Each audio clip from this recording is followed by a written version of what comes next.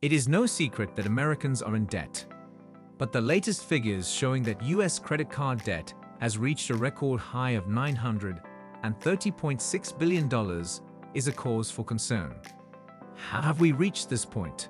And what can be done to reduce the burden of debt on American households? Let's find out.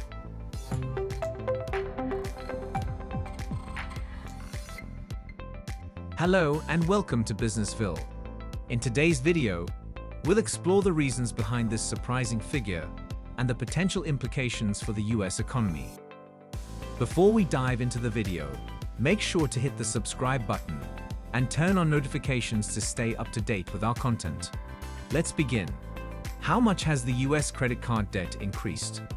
According to stats, credit card debt has reached an all-time high, and many American families are getting close to a breaking point financially. CNBC says that by the end of 2022, the total amount of credit card debt reached a record $930.6 billion, and the average balance on a credit card reached $5,805. An analyst at Wallethubb named Jill Gonzalez says that most people are getting close to a level of credit card debt that will be unsustainable. She added it's when people won't be able to pay their bills. We're inching closer and closer to the breaking point. What about the other debts? Many Americans live from paycheck to paycheck, and it's not just because of credit card debt. There are also other kinds of debt, like retail cards and other consumer loans, as well as student loan debt and car loan debt. At the end of the fourth quarter of 2022, Americans also owed $1.6 trillion in student loans, $1.55 trillion in auto loans, and $510 billion in other debt.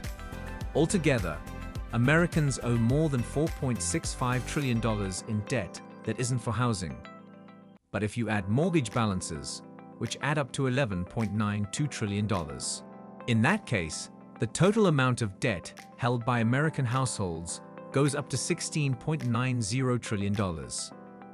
This huge amount of debt has a big effect on many families, and many of them are barely getting by. One survey from 2022 says that most Americans would not be able to handle an emergency costing $1,000. In fact, 56% of Americans say they would not be able to pay a $1,000 bill they didn't expect out of their savings. 20% of Americans would put the $1,000 emergency bill on a credit card. 15% would pay it by cutting back on other expenses. 10% would borrow from a friend or family member. And 4% would have to get a personal loan. An increase in late payments is something to keep an eye on. TransUnion found that the number of late payments is already going up. A payment that is 60 days or later is considered delinquent.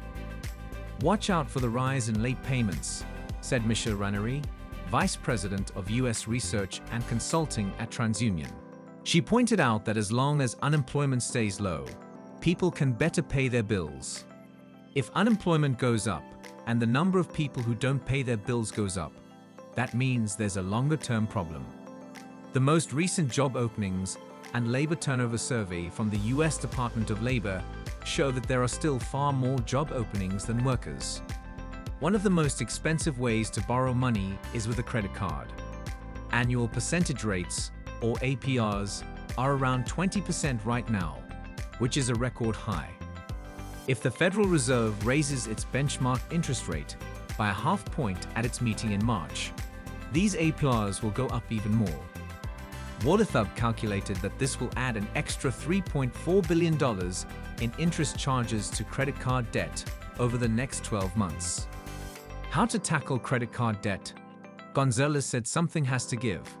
She said it is time to cut back on spending, pay off debt, and avoid getting more debt.